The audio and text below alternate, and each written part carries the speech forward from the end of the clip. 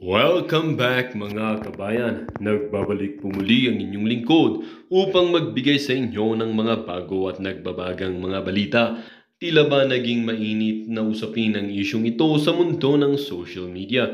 Nagulat ang marami at matataas na lesbo matapos matuklasan na mahigit 1,500 sa kanilang hanay ay mga miyembro pala ni Pastor Gibbs. Ang pagkakatuklas na ito ay nagdulot ng malaking alingas-ngas at kontrobersya, lalo na't kilala si Gibbs na may malalim na impluensya sa iba't ibang sektor ng lipunan kabilang na ang kalespuhan. Ayon sa ulat, naging issue ito dahil sa mga paratang na ipinukol laban kay Pastor Gibbs, kabilang ng mga kaso na kinaharap nito. Dahil sa dami ng mga lesbo na miyembro ng kanyang simbahan, nagkaroon ng agam-agam ang publiko kung magkakaroon ng patas at makatarungang pag-usig kay Gibbs. Ayon sa chief ng kalespuhan, kasalukuyang nagsasagawa ng masusing investigasyon ang kanilang hanay upang malaman kung paano nakakaapekto ang pagiging miyembro ng mga lesbo sa simbahan ni Gibbs sa kanilang profesional na tungkulin. Bagamat may karapatan ng bawat isa na magpahayag ng kanilang pananampalataya, kailangang matiyak na ang kanilang pagiging miyembro ay hindi magdudulot ng anumang conflict of interest sa kanilang trabaho bilang tagapagtanggol ng batas. Ani ng Lespo Chief. Dagdag pa niya, nagtalaga na sila ng isang special task force upang tutukan ang issue at tiyakin na ang integridad ng kalespuhan ay mananatiling buo. Ang ating hanay ay narito upang magsilbi at protektahan ang publiko. Hindi tayo dapat maimpluwensya ng anumang panlabas na puwersa o individual. Dagdag pa niya. Sa kabila ng kontrobersya, marami pa rin ang naniniwala na ang karamihan ng miyembro ng Lespo ay tapat sa kanilang sinumpang tungkulin. Gayunpaman, hindi pa rin may kakaila ng impluensya ni Gibbs sa kalespuhan ay isang seryosong usapin na kailangan bigyan ng agarang aksyon. Patuloy na nagmamasid ang publiko sa mga susunod na akbang ng lesbo at kung paano nila harapin ang delikadong isyong ito. At katanungan ngayon ay kung paano masisiguro ng kalespuhan na ang hustisya ay mananatiling bulag at patas sa kabila ng mga impluensyang pampolitika at relihiyoso na pumapalibot dito. Well, para nga sa buong impormasyon ay panoorin na lamang ang buong video at kung bago ka pa lamang sa aking channel ay huwag kakalimutang mag-subscribe, pindutin ang notification bell at piliin ang all upang laging maging updated sa mga bago at nagbabagang mga balita. At sa mga solid viewers naman natin dyan, maraming salamat naman po sa patuloy na pagtangkilik sa ating channel. Tuloy-tuloy lang po ang laban para sa katotohanan at para na rin sa kinabukasan ng ating pinakamamahal na bansang Pilipinas. Mamaya yan, ha? Relax ka lang. Adjacent 41 other structures inside the compound. Will they help us? O dito, barado si Torre. Ha? Pahiram muna ng video mo, musikero sa bukid, kaibigan natin ito. Ha? So subscribe po kayo sa kanya. Bigyan ko lang ng komentaryo ito. Excuse me, Mr. Chair, ginawa na nila yan noong June 10. Kahit wala silang search warrant, kasi tumawag na po si PRRD para lang talaga mapacify yung event doon. We allowed them. We allowed them to go to Bible school. Lahat yun. Mr. Chair. Ay, saglit, sabi dito, sana sumuko na best friend ni Duterte drug lord na si Michael Yang. Uniko iho. Ayan. O, may bashers agad. O, di ba? Alam nyo ang style ng mga troll center agents. Ito yung tinatawag natin mga troll center agents. Wala sa topic. Di ba? Dinali niya, yung binabanatan niya si Duterte na drug lord na best friend ni Michael Yang. Ay, nako. Ganyan ang mga call center at troll center agents. Yung mga trolls at ang mga ano. Kayo nang bahala dito sa ano na to, ha. O, puntahan nyo. Puntahan ninyo etong si Unico Iho. Puntahan nyo yung kanyang channel. Tingnan ninyo kung may nasa ayos ito o ito'y troll. Ang layo ng kanyang sinabi. Pero pagkat punta nyo ron, balik kayo dito, i-report nyo sa akin. Ano ba itsura nito? Ha? Kasi kung makapag-troll dito, grabe. Di ba? Tingnan mo. Ang layo sa topic, ang pinag-uusapan.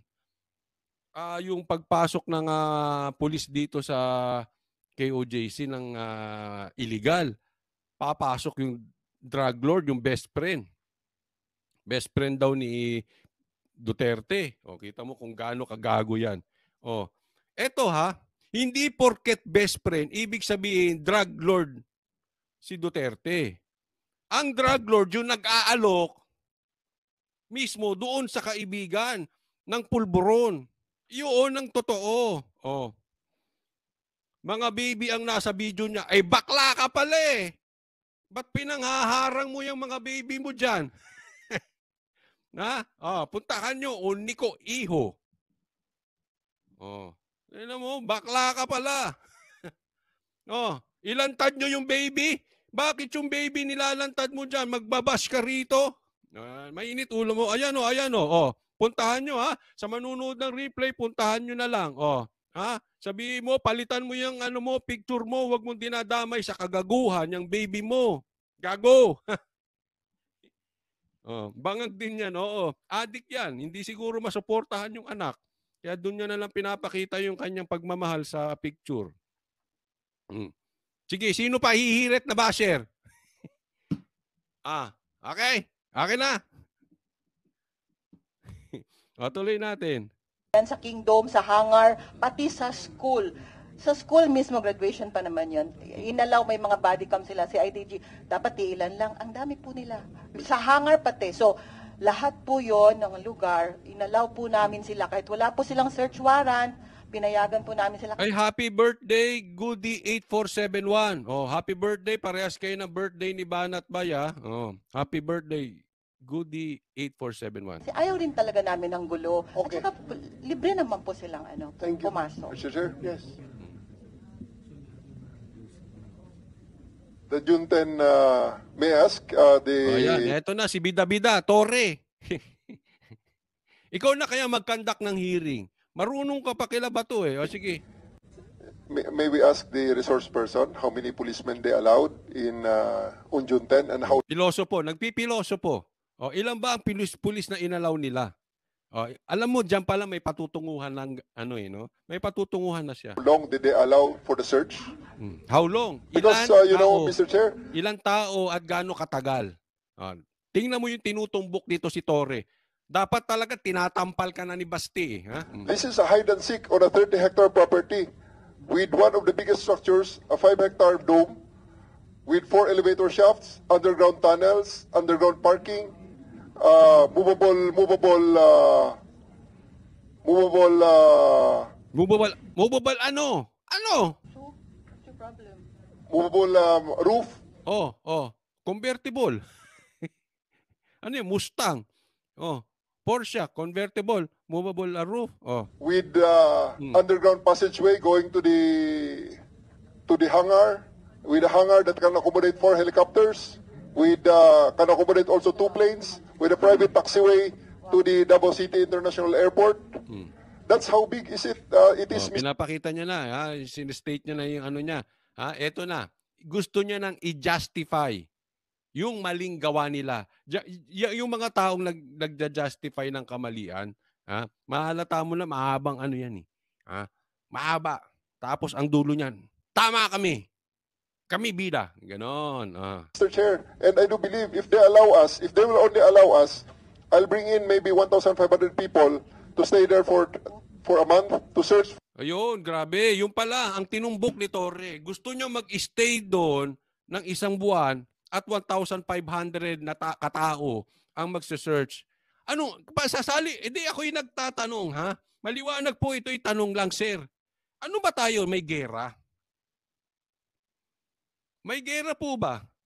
Para kasi kayong ex, ulitin ko, para kayong ex na obsess, para kayong ex ni Pastor Kibuloy, halimbawa lang, para kayong ex na obsess at huling boyfriend nyo na yan at huling girlfriend nyo na yan na hindi na kayo makamove on, parang inaiwanan na kayo ng flight.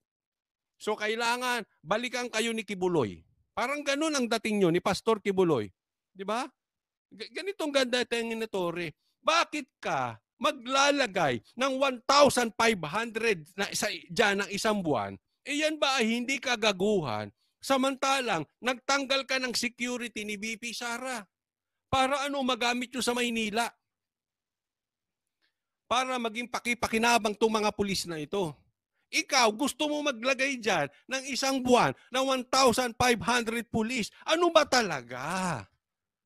Kayo ba ay nagbabawas ng security dahil talagang gusto nyo magamit itong mga pulis? O dahil nagbabawas kayo ng security dahil gusto nyo mamatay itong sila Sara, mamatay ang delikado, ang itong mga kababayan nating mga Duterte? Kasi hindi ko na maintindihan. Parang nagtitipid kayo sa pulis, pero gusto nyong punuin ng pulis ang Davao. Diyan pa lang, gusto nyo nang puniin ng pulis.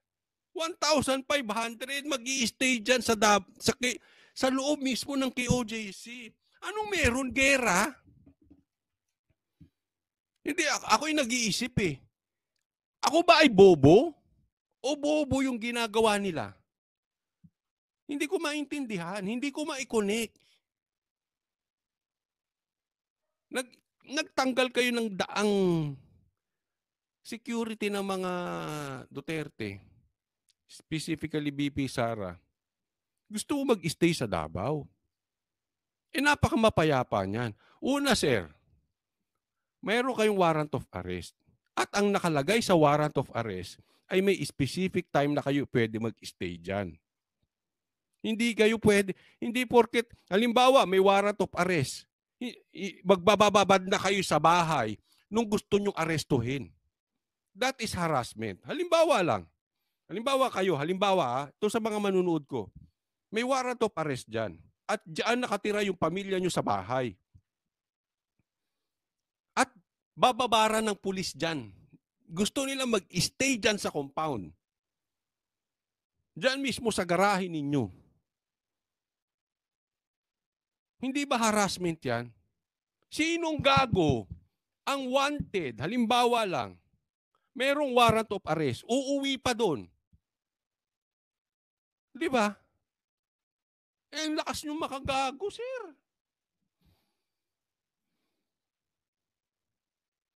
Pupunta pa ba yan dyan? Harassment yan. Tatandaan nyo, residente po yan ng mga workers. Eskwelahan po yan. So, hindi lang po yan kingdom. Diyan po sila namumuhay araw-araw. Lalagyan nyo ng 1,500 pulis. Kahit anong sabihin nating matitinutong pulis na to for discussion purposes, may mga babae po dyan. At respeto natin, alam mo nanonotice ko sa KOJC, hiwalay ang lalaki sa babae. Kahit kami taga-SMNI, wala kami masyadong interaction sa mga babae. Tapos bababaran nyo ng pulis dyan. Paano yung mga babae mag-iikot? Hello?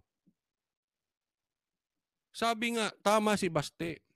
Bakit ba obsessed kayo kay Pastor Kibuloy? Iisang tao lang naman yan. Bakit hindi nyo asikasuhin ang drug problem sa Pilipinas? Bakit hindi nyo imbestigahan yung mga nagdodroga, mga politiko? Bakit hindi niyo imbestigahan itong mga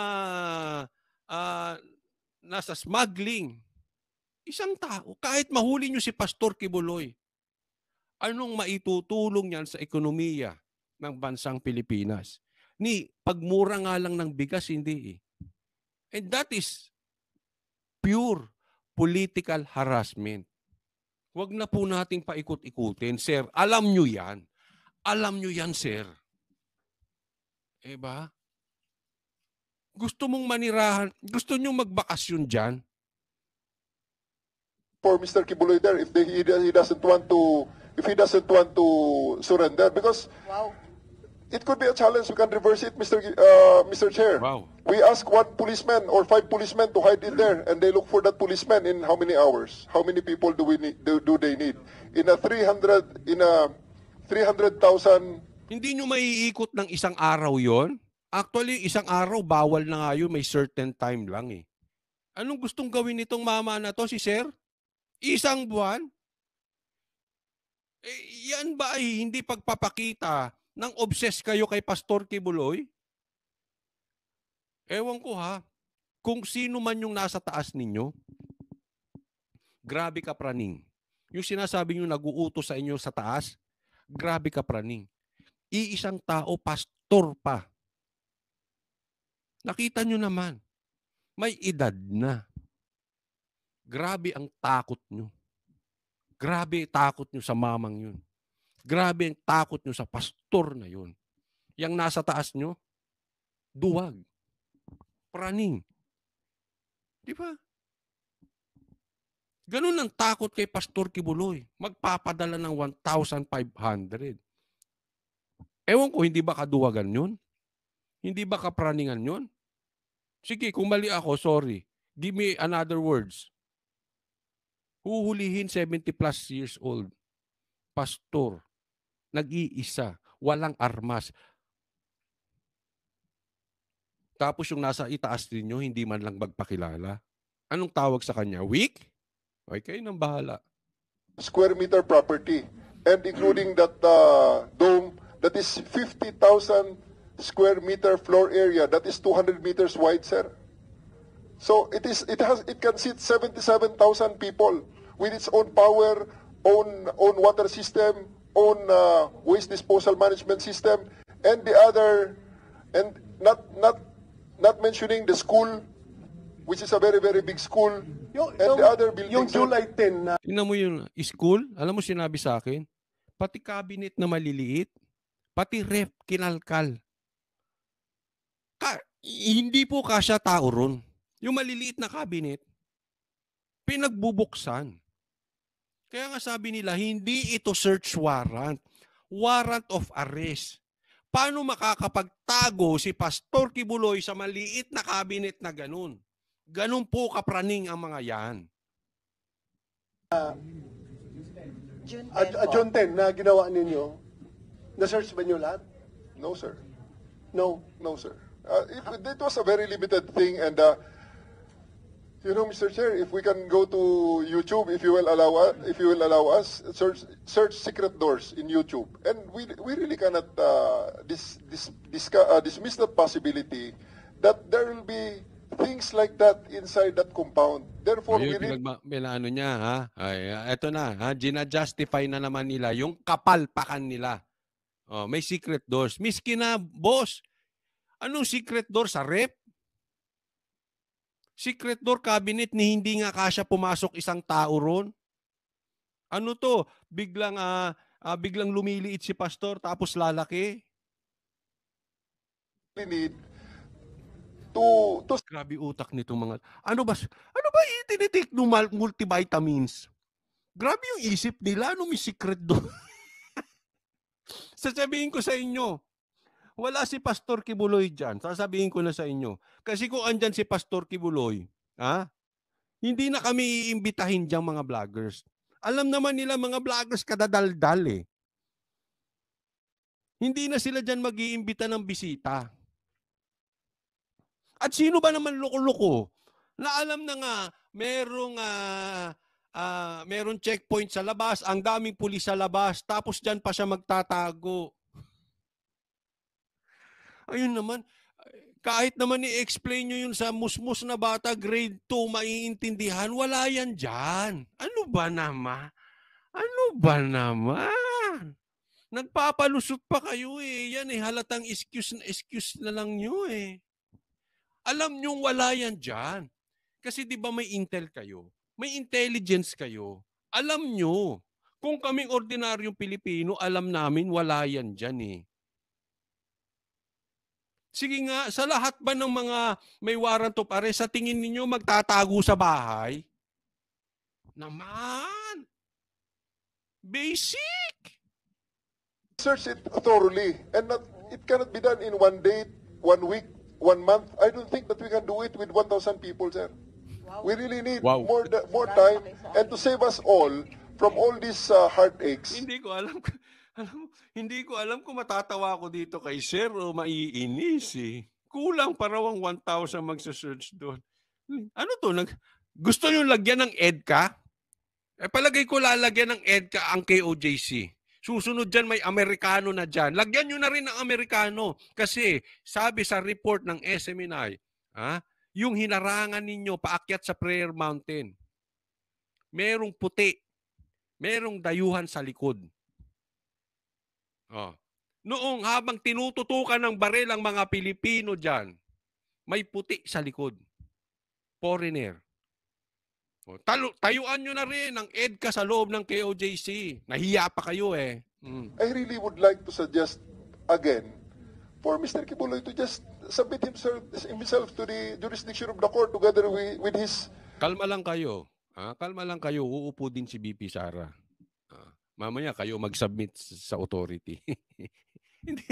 Ganun lang naman ang mundo eh, di ba?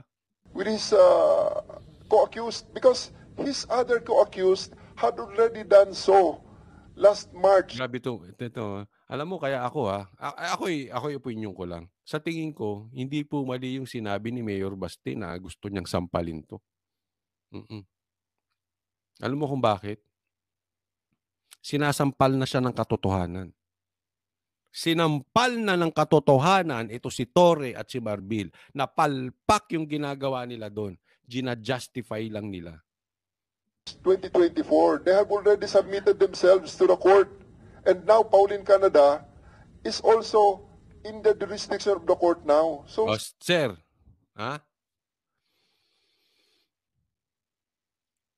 Sir, nahuli niyo si Pauline Canada. Itinago. Itinanggi sa abogado mismo ni Pauline Canada na meron silang nahuling Pauline Canada. Yun na lang, sir. Si Pauline Canada pa yan. Tinangka ng itago. Itinanggi.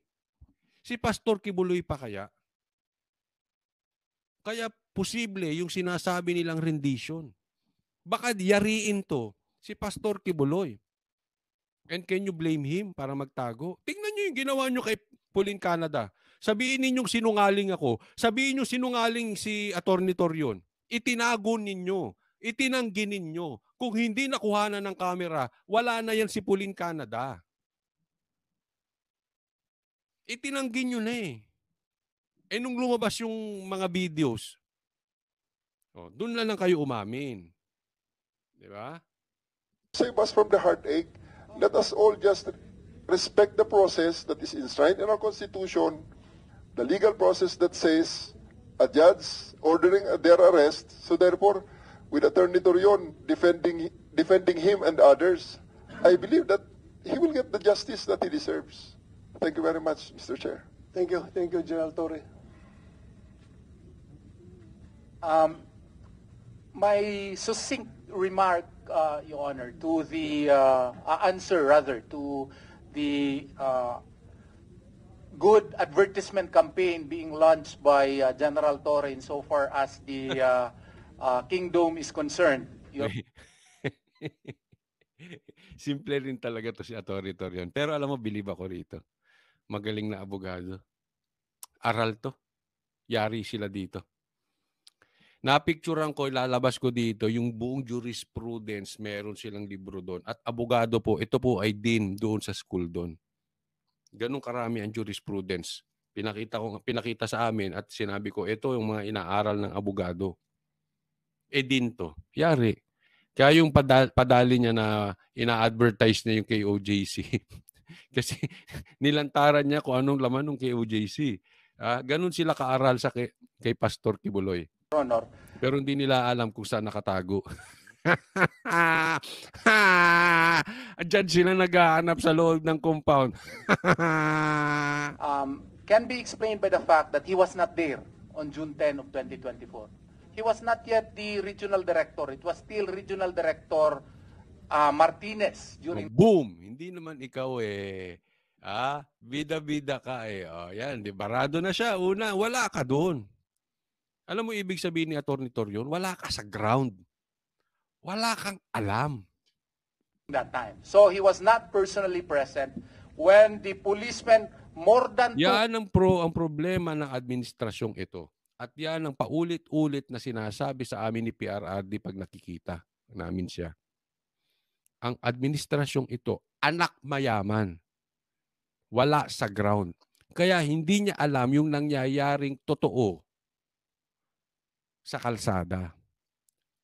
Ang binabasa lang niyan, report. So pag yung nag-report sa'yo, bulong ni demonyo, bulong ni Satanas, ibang nangyari sa ground, iba yung bulong sa'yo, fake news ka na. Ganun. Anak mayaman yung mga ito. Wala yang alam.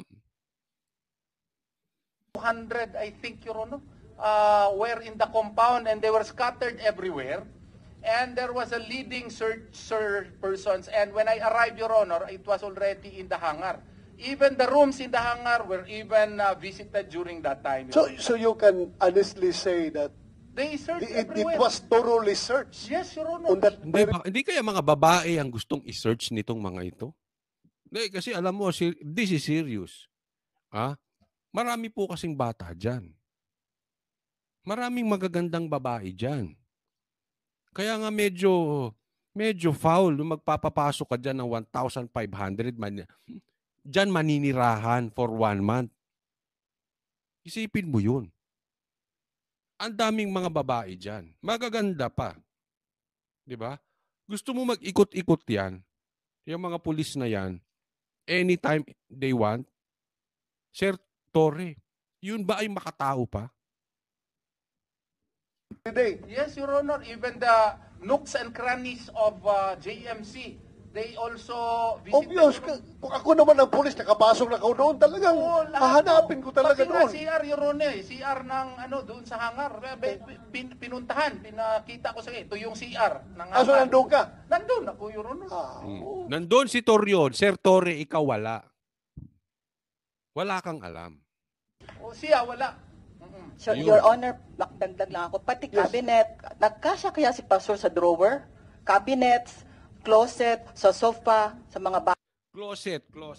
Ito, at tingnan ko kayong closet. Alam mo yung drawer yung hinihilang ganon?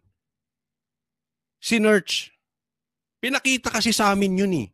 Ilalabas ko picture nun. Ma'am, with your permission. Yung dihila. Alam nyo kung gaano, hindi ko kasi matanggal to eh. Basta yung maliit. Anak ng teteng, ano yan si Pastor Pusa? Kumasya doon, tapos kasi baka daw may secret door. Ano ba naman kabubo? Kahit anong isip mo, hindi kakasya si Pastor Kibuloy doon. Ano ba naman tayo? Nagpapalusot kayo eh. access. Pula lang sa kaldero. Kasi hanggang kusina. Lahat, pati siya, inano na. Yung pati kaldero do binaligtad. Ano, nakatago sa kaldero si Pastor Kibuloy. Tapos doon sa ilalim may secret door. Ano, ipis? Ipis si Pastor Kibuloy, kasya doon. Yan ang problema. Alam mo ba't ko nasasabi to? Kasi yan yung sinabi ni Attorney Torion. Exactly, yan po ang point. Nandoon kami, ikaw Torre, wala. Hindi mo alam kung ano yung kinalkal ng mga tao ron. Pati kaldero. Saan tatago sa kaldero si Pastor Kibuloy? Nila. Pati yung sa simbahan namin, Pero langkat na nila ang carpet. importante, na-open ang drawer. Wala sila gipunit sa drawer, ha? Wala Wala, ginatan. nalay na bilin. Ma'am Nori, pati carpet.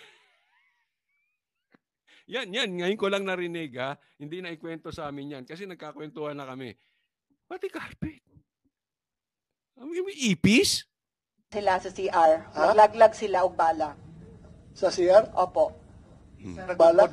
Tinan mo, naglaglag bala pa. Exactly. Alam nyo na kung bakit delikado. Talagang titiklupin nila ang KOJC. Wala kayong respeto sa reliyon. Tataniman pa, nilaglagan ng bala.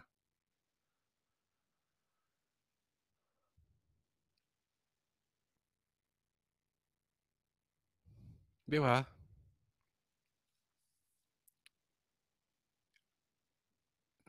Tapos, ang idea ni Torre, may mga maninirahang pulis doon, isang buwan, 1,500 sila. kalalakihan. Oh, nakita nyo siguro sa video ko o sa video ni Banat Bay. Di ba? Yung sinasabing private army ni Pastor Kibuloy. Estudyante po. ROTC. Naka-uniform na interview namin. Mga babae magaganda. Lalagyan mo ng pulis nung. Hindi ko minamata yung pulis. Pero syempre, distansya naman. Respetuhin natin yung reliyon. Sila nga, hiwalay ang lalaki-babae eh. Isara kabok. Isara kabok. Siguro to. Siguro nahulog sa sige Basta sila nahulog search. ito. Accidental nahulog. O, ganun sila mag-search. Wala siguro tayo intention nga magtanim bala. Kasi kung ako magtanim bala, Pastor Kibulo yan eh. Isa ka box akong ibutang diya para kung mo na magtanim. Pero nalaglag lang siguro yan. Opo, sir. So, yun lang po para malaman ni Saglit lang ha. General Torre na. Saglit. May nagsabi dito, exaggerated daw mga KOJC. Paano mo nalaman? Nandoon ka? Gaya na sabi ni Atty. Torrio, nandoon ka? Kami po ilang beses nang nakapunta ron. Nakasama namin si Pastor Kibuloy. Mapayapa yung lugar na yon. Hindi sila exaggerated. Ilang beses na kami nakapunta ron, wala talagang checkpoint. Ngayon, hindi ko nabalitaan, hindi ko nabasa, hindi ko napanood. Nakita ng dalawang mata ko kasi pati kami checkpoint. Bakit ka magkakaroon ng checkpoint sa lahat ng papunta ng properties ng KOJC? Ano yun? Exaggerated pa rin? Nakita mo yung checkpoint?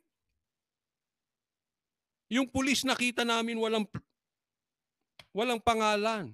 Takip ang muka. Ayaw kaming kausapin. Pati plate number takip. Hindi namin napanood yun. Nakita ng dalawang mata namin.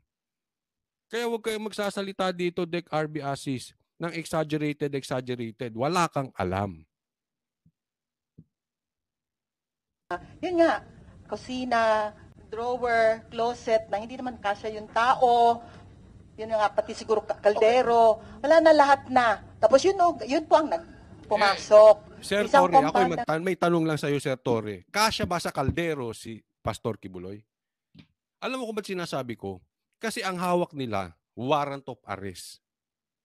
Hindi po search warrant. Ang search warrant, pwede kang kumuha ng mga pwede nyo maging ebidensya. Ang warrant of arrest ay may huhulihin ka. So, hindi ka pwede mag-search doon. Sir Torre, tanong ko, hindi mo alam yan? Sir Torre, tanong ko, kasya ba sa kaldero, sa drawer, sa ilalim ng carpet si Pastor Kibuloy? Ngayon, kung sasabihin mo kasya, wala na ako magagawa sa utak nyo. Yan General. Isang compound pa lang yan. Doon lang yan sa Prayer Mountain na kung saan po kayo nakapunta. Kaya, sige, search. May chopper pa, may drone pa.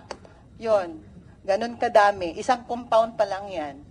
Sa Prayer Mountain lang yan, sir. Alam mo yung drone na yan na pumapasok? Nakita ko yan.